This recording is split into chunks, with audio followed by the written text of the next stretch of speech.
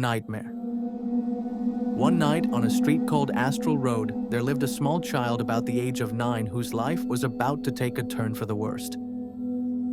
Yawn, yawned Peter as he stretched his short, skinny arms into the air. But as Peter got up and out of his extremely comfy bed, he noticed something was off. It was like he wasn't home in his room. Instead, it was like he was in a despicable nightmare, for when he looked out the window, he couldn't see his street.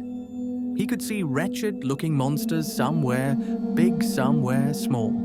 But what was really creepy about them is that they were covered in blood as dark as a murderer's heart. But then he saw it, the thing that would scare him for all his life from a streetlight. He could see his parents' heads hanging there. The second he looked away, all the demonic-looking creatures started to stare at him. And then, when their eyes started to glow red, they all started to chant, "We are coming. No one can stop us.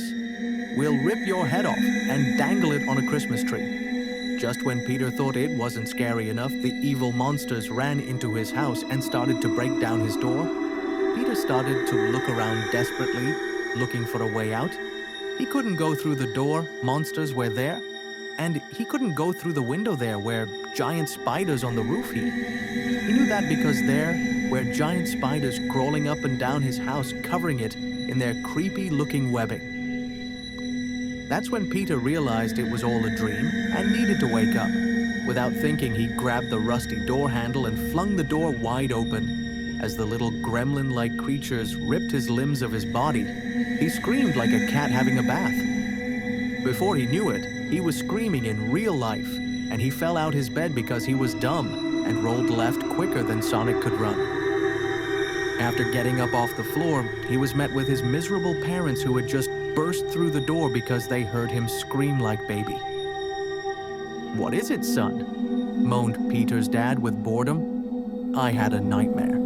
The second Peter finished his sentence, his annoying dad told him to go back to sleep.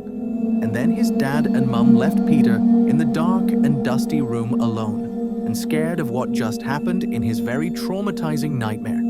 Peter didn't get to sleep that night, for it had truly gave him the fright of his life.